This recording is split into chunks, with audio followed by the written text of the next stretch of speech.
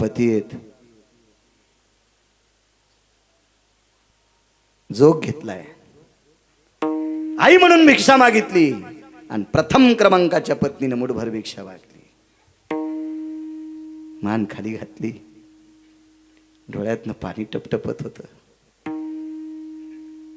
पती शब्द नाही वापरला, स्वामी शब्द वापरला. स्वामी हा संतांना शब्द वापरता येतो, स्वामी हा देवांना शब्द वापरता येतो आणि स्वामी हा पतीला सुद्धा शब्द वापरता येतो. काय विद्वान बाई असेल. स्वामी, तुम्ही एवढ्या मोठ्या राज्याचा त्याग करता, ह्या जनतेची काय अवस्था होईल. मुक्तचंद महाराज राज्य सांभाळतील, मुक्तचंद महाराज राज्य सांभाळतील. ठीक आहे, मुक्तचंद महाराज जरी राज्य सांभाळीत असतील तरी तुम्ही भगव्या रंगाची लंगोटी का घेतली. देवासाठी घेऊन जोग अवघा भोग त्यजियला, अवघा भोग त्यजियला. देवासाठी घेऊन जोग, मी देवासाठी भगवी लंगोटी घातली, अवघा भोग त्यजियला. 1800 पत्न्यापैकी 300 स्नानाला धावत यायच्या, सुरसनई चौघडा वाजायचा, सुगंधी विलेपन लुटणे लागायचे, सुगंधी द्रव्यानं मालन व्हायचं, अंगाला लालन व्हायचं. अप्सरा देवांगना नृत्य करायच्या, राजवैभवाच्या थाटात मी वावरायचो. 66 ओलांडली, आता नकोय मला. ही भगवी कौपिन धारण केली, मी आता जोगी झालोय, मी आता भिक्षुकी झालोय. निघाली पुढं. समोर गेल्याच्या नंतर एका नाथांची भेट झाली. त्या नाथांचं नाव आहे श्री गुरु जालिंदरनाथ. आणि प्रचंड समुद्र वलयांकित राज्य कारभार सांभाळणाऱ्या व्यक्तीनं भगव्या रंगाची लंगोटी घातली आणि बीड जिल्ह्यामध्ये बहीण दिलेली होती. त्या बहिणीचं नाव होतं चंपावती नावाची राणी. बीड जिल्ह्यात होती, नाव आहे चंपावती नावाची राणी. प्रचंड श्रीमंत. आणि कानोकान खबर मिळाली चंपावती आई साहेबांना की तुमचे भाऊ जोग धारण केलाय, भगवी लंगोटी घातलेली आहे. आगी लागत आहे सुखाचा. आईच्या पदराची झोळी केलेली आहे. भिक्षा मागण्यासाठी नगरीत आले. बहिणीला भावाविषयी तळमळ होती, पण नवरा चंचल स्वभावाचा होता. त्यानं सांगितलं, मूर्ख आहे तुझा भाऊ, आमची आबरू वेशीला टांगत आहे, त्याला घोड्याच्या तबेल्यात ठेवा. घोड्याच्या तबेल्यात ठेवलं. घोड्याचा खरारा करणाऱ्या सोबत जेवायला पाठिलं. महाराज ज्यानं देवासाठी जोग घेतलाय त्याला मोठेपणाची गरजच नाही. त्याला काय गरज आहे मोठेपणाची, काय गरज आहे. महाराज ते ऐश्वर्याचं तेज, आतापर्यंत केलेली भगवंताची सेवा, या सेवेचं तेज. महाराज घोड्याकडे एवढं तेज असतं चपलपणाचं, ते चपलपणाचं तेज घोडे विसरले आणि मधात बसलेल्या साधूकडे बघत होते. त्या साधूचं नाव होतं गोपीचंद नावाचा साधू. गोपीचंद नावाचा राजा आहे तो राजा. आपल्या भावाला घोड्याच्या तबेल्यात बसावलं. याच्याकरता चंपावती राणीला दुःख झालं आणि चंपावती नावाच्या राणीनं भावासाठी त्यावेळेला पोटात खंजीर घालून घेतला. अंत्यविधी करता पार्थिव आणलं. सर्वत्र चर्चा झाली. ए बुवा, ए महाराज, तुझ्यासाठी बहिणीचा शेवट झालाय. बहीण मेली तुझ्या करता, लाज वाटते का तुम्हाला. बोलणारी लोक हरामखोर असतात. गोपीचंद महाराजांनी सांगितलं, माझ्या ताईचा अंत्यविधी करू नका. मी ताई नाही म्हणाले, या माऊलीचा अंत्यविधी. आता नातं कसलं आलंय. ह्या माऊलीचा अंत्यविधी करू नका. ह्या माऊलीला चेतन करण्याची क्षमता आमच्या गुरुवर्यात आहे. आणि आख्यायिका कोणी म्हणते अंत्यविधी झाला, हात पाठीमागे ठेवला आणि मग श्री गुरु जालिंदरनाथ आले आणि त्यांनी चंपावती राणीला पुनश्च चेतन केलं. श्री गुरु जालिंदरनाथांची कृपा. मोठ्या निमूटपणे श्री गुरु जालिंदरनाथांनी हा नाथ संप्रदाय गोपीचंदांच्या स्वाधीन केला. आणि कालांतराने गोपीचंदांना एक विमान नेण्यासाठी आलं. विमान नेण्यासाठी आलं. त्या विमानामध्ये गोपीचंद बसले. त्या लागे विमान पाठविले,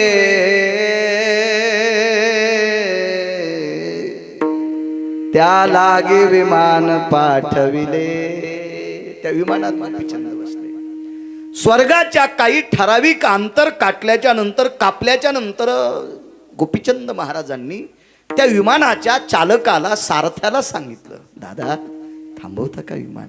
काय करायचंय? काही नाही, माझ्याकडे जप करण्याची एक माळ आहे आणि ते हात ठेवून जप करण्याची एक कुबडी आहे. हात ठेवण्यासाठी साधूला एक लाकडाची कुबडी असते आणि एक माळ आहे. तुम्ही तुमचं विमान थांबवा, मी हातातली कुबडी जर खाली सोडली तर माझी आई त्या कुबडीला धरून विमानात येईल, तुम्ही विमान थांबवा. त्या विमानाचे पार्षद रडत होते. आगी लागत आहे असं का सांगते? त्या विमानाची पार्षद रडत होती आणि महाराजांनी विचारलं गोपीचंद महाराजांना, तुम्ही का रडता? महाराज, तुमच्या आईवर जितकी श्रद्धा आहे ना, तुम्ही एवढे पुण्यवान आहात, तुमच्या करता आम्हाला देवानं विमान घेऊन पाठविले, पण तुमची आई सुद्धा इतकी पुण्यवान आहे, तुमची आई पुढच्या विमानात बसलेली. तुमच्या अगोदर तुमच्या आईला विमान पाठविले, तुमच्या अगोदर तुमच्या आईला विमान पाठविले आणि मग तुम्हाला विमान आलंय. गोपीचंद महाराज रडत होते. त्या विमानाच्या चालकाने, आता काय पायलट वगैरे काय म्हणत असतील, जाऊ दे, आपल्याला काय करायचं त्याच्यावर, पण त्या चालकाने विचारलं, तुम्ही जिथं कुबडी खाली करत होता हे त्रिलोचन राजाची नगरी आहे. गोपीचंद महाराजांनी सांगितलं, त्रिलोचन राजा माझे बाबा होते आणि जिला मी आई म्हणतोय ती माझी खरीच आई, ती त्रिलोचन राजाची पत्नी आहे.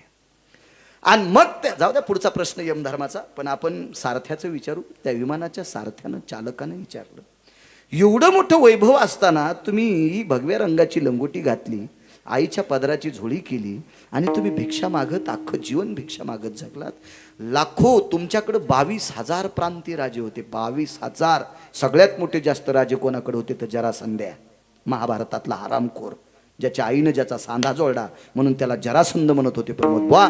असे जर पुढे कोणाकडे राज्य, सात्विक राजाकडे कोणाकडे असतील तर ती फक्त गोपीचंद महाराजांकडे प्रांतीय राजे होती. आणि एवढं मोठं वैभव असताना तुम्ही भिक्षान्न खाल्लं. भिक्षान्न पवित्र आहे म्हणून तर वारकरी संप्रदायामध्ये मधुकरीच्या अन्नासारखं पवित्र जगात काय नाही.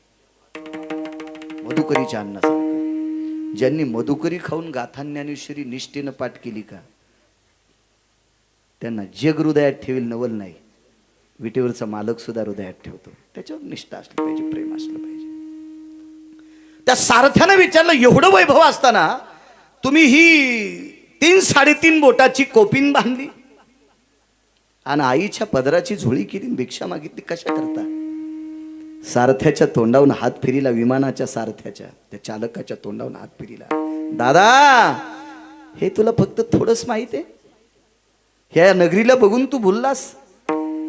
अरे याच्यापेक्षा हजारो पटीनं माझ्या बाबांचं स्वराज्य होतं. माझे बाबा लाकडाच्या एक साठाभर सरपणात जळालेले मी डोळ्यानं पाहिली, लहान माझ्या डोळ्यानं पाहिले. माझी तीच अवस्था झाली असती रे हे चोजले भोगत असताना. पण हे नकोय म्हणून माझ्या आईच्या डोळ्यातला एक उपदेशाचा थेंब फांदीवर पडला, पाठीवर पडला आणि मी राज्य मुक्तचंदाच्या स्वाधीन केलं. फक्त ते याच्याकरता केलंय की हे सांभाळत असताना मला देव सुचत नव्हता, म्हणून देवासाठी घेऊन जोग अवघा भोग तेजियाला. मी फक्त देव मुखारिंदात यावा, रात्रंदिवस विश्वाचा मालक अंतकरणात राहावा, म्हणून या गोपीचंद राजानं, पूर्वीच्या गोपीचंद राजानं जोग घेऊन भगवंताची सेवा केली. याचं एकमेव कारण आहे की तो मला देवा, तो राज्य माझ्या मुखारविंदातून भजन येऊ देत नव्हतं, मला देव अंतकरणात साठू देत नव्हतं, म्हणून मी त्याचा त्याग केलाय. म्हणून मालक पहिल्या कडव्यात म्हणतात, अगिला दया सुखा, अगिला दया सुखा, अगिला दया सुखा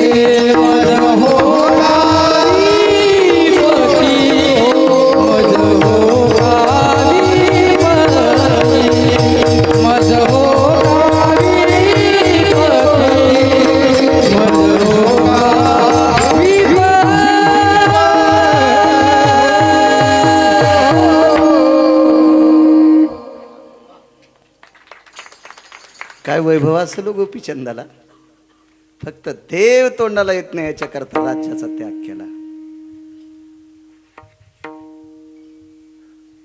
आपण लय गाथा वाचायला पाहिजे महाराज. किती लोक डोक्यावर घेतात आपल्याला. हे गाडीत बसल्यावर इन्स्टा पाहायचं नाही. हा, मोबाईल मध्ये गाथा डाउनलोड करा, ज्ञानेश्वरी डाउनलोड करा, वाचा. जग डोक्यावर घेऊन नाचील आपल्याला. ज्या दिवशी देवाला पटत नाही त्या दिवशी हे डोक्यावर घेणारे खाली तुडीत असते. इतकं लक्षात ठेवा. काय लोकांचं बघितल्यावर आम्ही किती पाठांतर करायला पाहिजे, किती वाचायला पाहिजे, किती वाचायला पाहिजे. गोरक्षनाथ संपवायचं का पुढं सरकवायचं? पुढं जरसं पुढं काय मुकोदमी बाबा. विठाला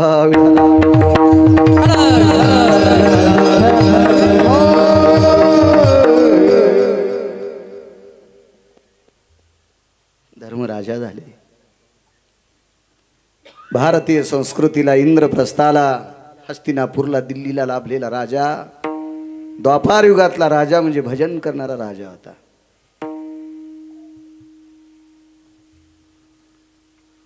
सोंगाचं भजन नाही बरं.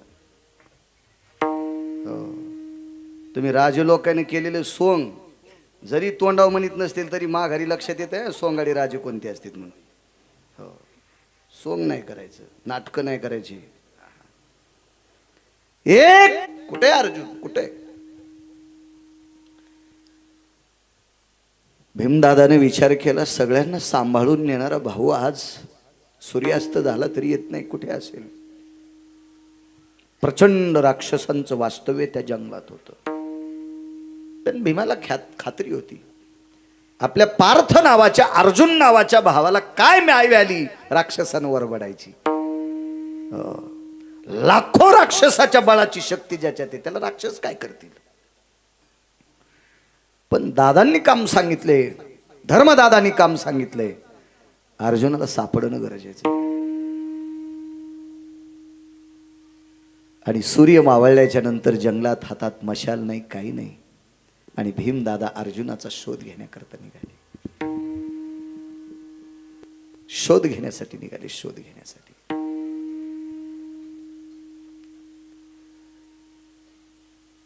त्यावेळेला भीमानं गर्दाबाद झाडीमध्ये शोध घेत असताना काही रस्त्याच्या कडेला झाडाच्या जास्त फांद्या ज्या रस्त्यात आल्यात का, ज्या चलता चलता अंगाला लागतात का, त्या फांदीला कान लावायचा. त्या फांदीला कान लावायचा. त्या नामधारकाचा स्पर्श वेगळा असतो. नामधारकाचा स्पर्श वेगळा असतो, वेगळा असतो. तुकोबाराय कोण्या डोंगरावर गेले हे कोण्याही माणसाला विचारलं तर सांगता येत नव्हतं, कारण तुकोबाराय काही लोकांच्या देखता थोडे जायचे. रामचंद्र असेल, भंडारा असेल, कोरड्या असेल, 3 डोंगर ते त्यांना मनाला वाटेल त्या डोंगरावर चिंतना करता जायची. पण आईसाहेबाची पंचायत व्हायची, आता भाकरी नेऊन द्यायच्यात प्रमोद बुवा. कोण्या डोंगरावर असतील, डोंगरावर वरी जाऊन खाली येऊन पुन्हा दुसरा डोंगर सोंदायचा, दिवस माळेल. दुपारची भाकरी द्यायची कधी. म्हणून शोध घेतला. रस्त्याने उमटलेल्या मातीतल्या पावलाला कान लावायचा आणि ज्या पावलातून विठ्ठल ध्वनी येतो तो पाऊल तुकोबारायचा आहे. आणि त्या पाऊल खुणानं आईसाहेब वरी चालायच्या. काय नामधारकाची वृत्ती हो, काय ठसा आहे नामधारकाचा. संत शिरोमणी मंगळवेढ्याचे मालक श्रीमंत श्री चोखोबाराय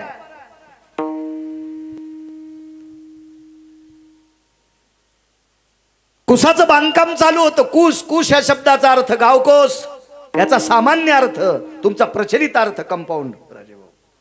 कंपाऊंड. आणि या कुसाचं बांधकाम चालू असताना भिंत अंगावर कोसळली आणि ते जात राहिले. अंत्यविधी झाला. पंढरीतल्या मालकांनी संत शिरोमणी नामदेवरायला सांगितलं, नामदेवा आस्ती घेऊन या. नामदेवे आस्ती आणिल्या पारखोनी, घेत चक्र पाणी पितांबरे.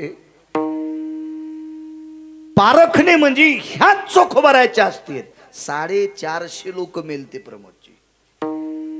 माऊली 450 लोक मिळते, 450. त्याच्यातले काही दफन केलेले होते, शैव होते, काही मुस्लिम होते आणि काही पेटवलेले होते. तर पेटविलेले पंडित भाऊ कितीतरी लोक होते, त्याच्यातल्या आस्ती ओळखायच्या कशा? कशा ओळखायच्या, कशा ओळखायच्या? एका ट्रक अपघातात ड्रायव्हर आणि किन्नर दोघ जण गेले आणि ट्रक पेटला. ट्रक पेटला. मी साक्षीदार आहे त्याचा, मी पाहिलेलं होतं ते. माझी गाडी जवळजवळ 1.5 तास थांबली. मोठा ट्रक होता तेलाचा.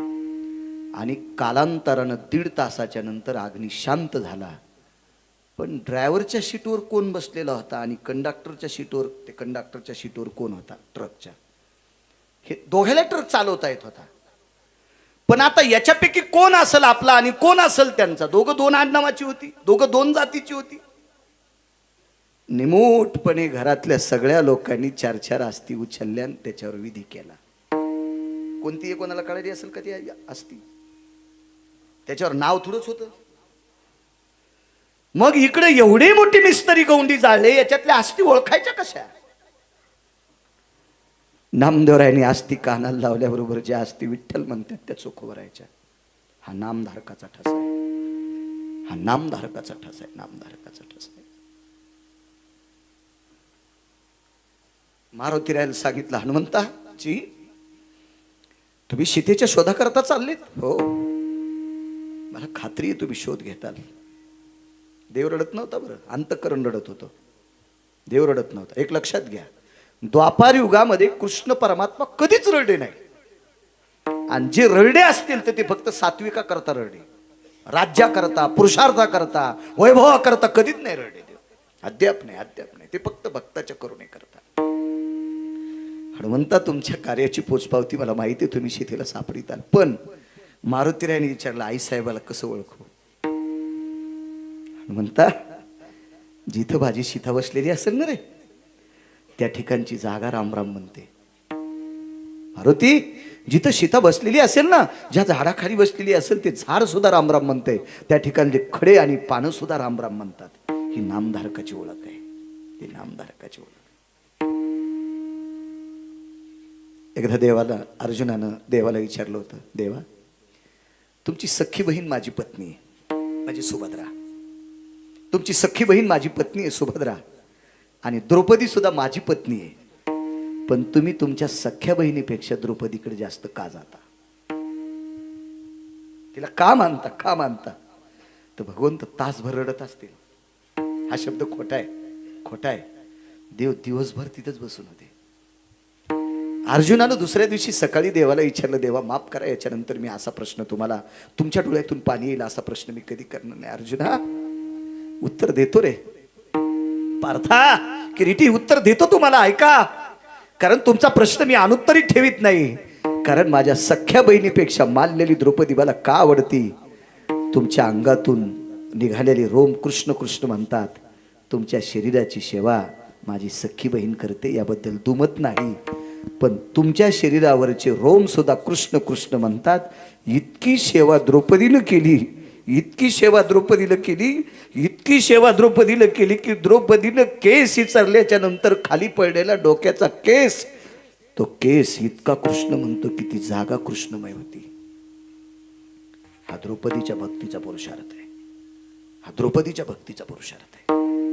चला कितीतरी पुरावे मांडता येतील आपल्याला, मोजका वेळ एवढा मोठा समाज जेवायचा आहे. आणि ही वाघलगावकर मंडळी दरवर्षी नित्याप्रमाणे, मला असं वाटते वर्धनभाई 3रं वर्ष आहे माझं, मी 3ऱ्यांदा आलोय. म्हणजे सप्ताहाचं नाही बरं का, मी आलेलो 3रं वर्ष. तर एवढं मोठं अन्नदान मी 2च गोष्टीला मानतो. सप्ताहात भजन किती झाले आणि अन्नदान किती झाले, ह्या 2 गोष्टी महत्वाच्या आहेत. कीर्तनकार तुम्ही कोणता आणला तर त्यालाच विमान नाही, ते तुम्हाला कुठून येणार आहे? फक्त भक्ती, तुम्हाला भक्तीशी आकर्षित करायला किती लावलं, गाथ्यावरचं भजन किती झालं. महाराज एक सांगू का, फड परंपरेमध्ये आणि वारकरी शिक्षण संस्था श्री गुरु जोग महाराजांच्या परंपरेमध्ये गाथा भजन करत असताना जास्तीत जास्त अभंगाचं आवर्तन झालं पाहिजे, याला गाथा भजन म्हणायचं. एखाद्या अभंगाला जर 2 घंटे कोणी चाल लावली असेल तर त्याला गाथा भजन आहे, त्याला गायन म्हणायचं. जितकी गाथ्याच्या अभंगातली आवर्तन होतील का महाराज, मोठ्या लोकांना, जे आदरवी लोक आहेत का संप्रदायातले, निष्ठावंत लोक, सात्विक लोक, सदाचारी लोक, पुण्यशील लोक, महाराज आपल्यामुळं संप्रदाय नाही, देवाला आवडणारा परमार्थ करतात का त्या लोकांमुळं संप्रदाय. इतकं मात्र लक्षात ठेवा, एवढं लक्षात ठेवा, एवढं लक्षात ठेवा.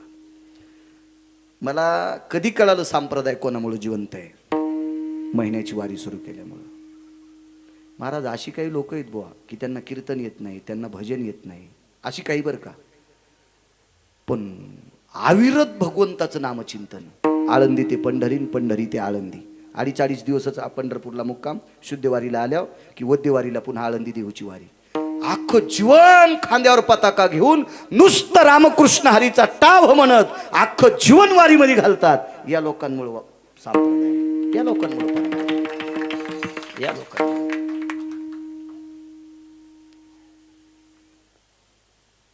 भजन जास्त झालं पाहिजे. आणि अन्नदान तर बघायचं काम नाही बुवा. जे विठ्ठल झाल्याबरोबर, गजेरा आटोपल्याबरोबर सगळी माणसं पंगती धरतात, आबाल वृद्ध, छोटी मोठी सगळी.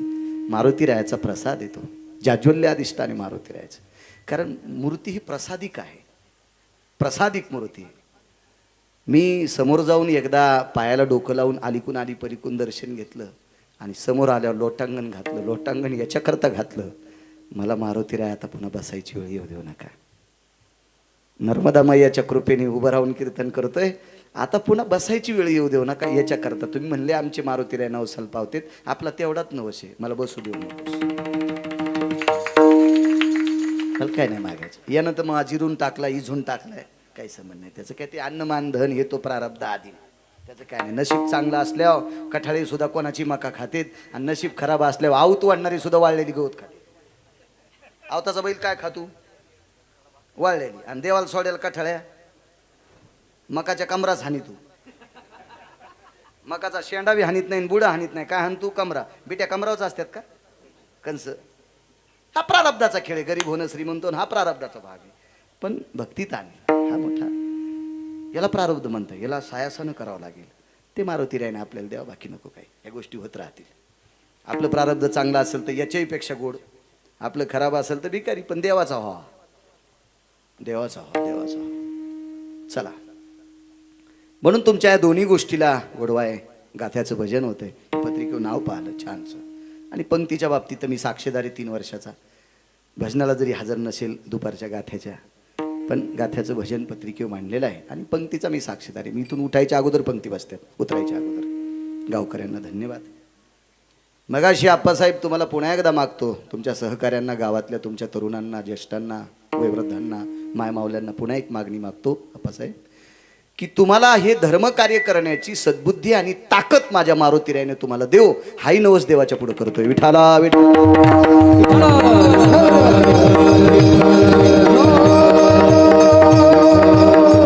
चला, आगी लागवता या सुखा सांगते. भीम कोणाला शोधू लागले?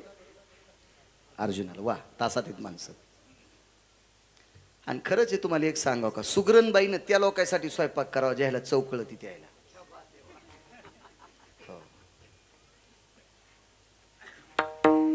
भजे दुधात चुरले एक जणानं, भजे दुधात, भजे दुधात चुरले, दुधात. ती बाई नवऱ्याला म्हणली, मा काय आणलंय चांगलं, दुधात भजे खाले, कडीत बुडून खावा, दुधात चुरले, दुधात. काय नाही, यासाठी पिठलंच केलं असतं तर बरं झालं. काय आपण इतकं आलडून जर कोणाच्या लक्षात नसेल तर काय बोंबलून फायदा आहे मला सांग. अर्जुन भीम कोणाला शोधू लागले? वा शपथ, काय हरकत नाही, 2 मिनिटं जास्त बोलतो. नाही, 9:30च्या पुढे जात नाही. माणसं जेवायचेत बुवा, हो जेवायचेत, हो मर्यादेपेक्षा असलं पाहिजे. घरी किती सोनं असावं, बाईनं लहानसं मंगळसूत्र घालावं. पण नवऱ्याकडे 1.5 क्विंटल सोनं म्हणल्यावर 9 किलोचं डोरलं घातलं. भोगीच्या दिवशी, सक्राती दिवशी पहाटेच मिली वाज्यानं, बांध्या गावाची सक्रात मातीत घातली. इतकं सोनं आहे मग 9 किलोचं डोरलं घालतात का? वाज्यानंच मिली, वाज्यानंच. बांध्या गावाची सक्रात मातीत. जितके भावकीचे लोक तितके. असं नाही, मोजका असावा. नाक तुटली एवढी नथ नसावा. आणि किती जरी पैसे दिले तो धोत्राव इन करू नये. कुत्रे भुकत असतात ना प्रमोद, खरं सांगायला, इन करू नये धोत्रावर. कुत्रे भुकत असतील. कुत्र्यांना सुद्धा कळलं हे नवीन कुत्र कुठून आलंय, त्यांना पण कळणार नाही ना. मर्यादा असली पाहिजे आपल्या वेळेत. किती महागाईचा ट्रॅक्टर घ्या, पण आपलं बांधाला की वळीला पाहिजे. हो, भूषणातच गाण्याच्या नादात बांध फोडा, लगेच धावते खाकीवाले, लगेच पळत पळत पळत ट्रॅक्टर गायब, सगळं बांधत आपल्या टायमात मर्यादित असं लोक जेवायचे. धर्मराजानं सांगितलं, भीमा सूर्यास्त झाला, पार्थ आले नाही. किरीटी आला नाही रे, आणतो दादा. आणि रस्त्याने चालत असताना निमुळता रस्ता होता, कुठे कुठे त्या झाडाच्या फांद्या चालणाऱ्याच्या अंगाला घासत होत्या. भीमदादाच्या लक्षात आलं, माझ्या दादाच्या अंगावरची रोम सुद्धा कृष्ण कृष्ण म्हणतात, त्यावरती माझ्या दादाचं शरीर कृष्णमय झालेलं आहे, देवमय झालेलं आहे, देवमय. मग ज्याचं शरीर ज्या अर्थी देवमय झालंय, त्याच्या शरीराचा ज्याला स्पर्श होतो तो देवमय होत असतो, देवमय होत असतो, तो देवमय. एक पुरावा बघा रामायणातला. नाम चांगले चांगले माझे कंठी राहो भले, कपिकुळ उद्धरिले, इतकं नाही, मुक्त केले राक्षसा. ज्या वानरांच्या मुखारविंदामध्ये इतकं प्रभूचं नामचिंतन इतकं रोवलं की वानराचं शरीर नाममय झालं. आणि या वानरांच्या सानिध्यात येणारे बंधे जनावर खाणारे राक्षस सुद्धा मुक्त केले राक्षसा. इतकी मोठी ताकद आहे.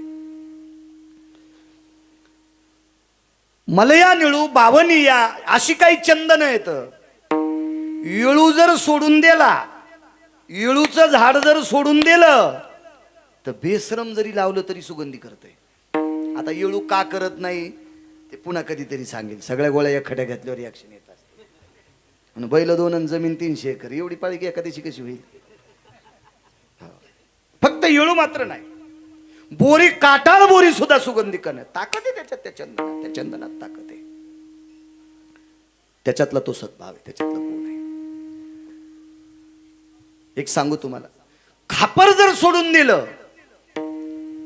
तर ह्या लोखंडाच्या धातूला सुद्धा सोनं करायची ताकद परिसात आहे. आता खापराचा का करीत नाही, त्याचं वेगळं कारण आहे. कारण विश्वात माती इतकं सोनं जगात कोणतंच नाही. मातीसारखं सोनं जगात कोणतंच नाही. ह्या पिवळ्या सोन्यापुढं, ह्या माती पुढं पिवळं सोनं मातीच आहे. आणि माती ओरिजिनल सोनं आहे. आपण काय म्हणतो हे मातुड आहे, नाही, सोनं मातुड आहे. माती सोन्याला मातुड म्हणती आणि सोनं मातीला सोनं म्हणते. त्याचं कारण सांगू, 500 क्विंटल जरी राजेभाऊ सोनं असलं तर सोन्याचं पिठलं चांदीच्या भाकरी होत नाहीत. महाग असू द्या किती बी, रे अजय, असू दे किती बी महाग. होय बाजूच्या कॅमेऱ्यावाले आहे का नाही, सोन्याचं पिठलं करता येतं का चांदीच्या भाकरी? नाही नाही, अद्याप नाही, अद्याप नाही. हा म्हणले आमच्या मामाकडे 300 पद आहेत. मग काय गौऱ्या खातूक तुमचा मामा? हा, त्याला भाकरी खावा लागते ना. मग विश्वातल्या प्रत्येक जीवाचं भरण करण्याची ताकद सोन्यात, मोत्यात, हिऱ्यात नाही, मातीत आहे. आणि त्या म्हणून मातीच्या गाडग्याचं सोनं परिस करीत नाही. ते म्हणतोय आपण कशाला नादी लागायचो, तिच्यामुळं आपल्याला किंमत आहे. आणि तिची किंमत ज्या दिवशी संपत्ती त्या दिवशी अंगावरलं काढून घेते. अंगावरलं कधी काढतात माहिती का? मी नाही, ते माडाव झोपिलेलं. मड्याच्या अंगावर सोनं ठेवतात का? नाही. मग मड का तयार होतं भाऊ? अन्न संपल्यावर, अन्न घेणं संपल्यावर. अन्न कुठून तयार होतं प्रमोद? मातीतून. मग ज्या दिवशी मातीतलं अन्न संपत त्या दिवशी या शरीरावर घातलेलं सोनं भूषणे काढून बांध आवळून देती. नुसतं बांधून नाही, करा करा आवळून. हो, तिथं ताठण म्हणून इथं 1 लाकूड, इथं 1 लाकूड, मांडी 1 लाकूड. हा, पुन्हा लवकर जळावा म्हणून पेट्रोल, डिझेल, डिझेल टाकणारे काय कायचे थोत्र जळाले. हो, पुन्हा सरंशाने हे गुण लागवड लाव, ते गुण गौरी लाव. म्हणलं सगळ्यासारखा यायला लावा. हो, आणि मग वरून पेट्रोल टाका या हराम खोरायला. हे सरंशाने सप्त्यात नाही, पंक्तीत नाही, वाढायला नाही, चटाया टाकायला नाही. माणूस मराव, कोण्या गावात 2-4 तेच असते. हे कापून घ्या, तुला कापायचं सोमळ्या. काय शहाणा, कुठं PhD झाली तू? हिन काय, कोण्या कुठं शिकला काय माहित ना आलाय. हे तिथं त्याला काही कळत नाही बरं का. एखादा तरुण माराव माणसं, अय काय ना वागड्या, अरे ते तरुण आहे. माणूस गेलाय, दुःख आहे त्या घराला, जरा हिशोबात बोलणं. हा, त्याचा बोळूस मुसळान काढायला असतोय, इतकी बोलत येते येडपट, असं वाटतंय चांगलं हाणावं द्यायला, पण आता ते मसनभूमी हाणायची नसती ना, निमूटपणे गपचिक बसायचं असतं. लय येडपट असतात काय काय. काय सांगू राहिलो अर्जुन? वा वा, झालं तितकंच नाही का अर्जुन? नामधारकाची ताकद किती मोठी आहे, त्याचा ज्याला स्पर्श होईल त्याचा उद्धार होतो. आलिंगन संताची या, दिव्य झाली माझी काया, मस्तक हे पायावरी ठेविता. नामधारक संतांच्या अंगाला स्पर्श जरी झाला तरी सगळी पाप जळते, एवढी मोठी ताकद संतात आहे. आणि भीमदादाच्या लक्षात आलं की माझा दादा, माझा अर्जुन एवढा भजन करतो की त्याच्या अंगावरचे रोम सुद्धा कृष्ण म्हणते. त्या ज्या झाडाला स्पर्श झाला असेल ते झाड कृष्ण कृष्ण म्हणत असेल. हा अर्जुनाचा पुरुषार्थ माऊली. आणि रस्त्यानं चलता चलता भीमाने एक फांदी धरायची भीमदादानं कानाला लावायची. प्रणत क्लेशनाशाय, हे प्रणत क्लेशनाशाय. काय जीवन महाराज, काय ध्वनी निघायचं.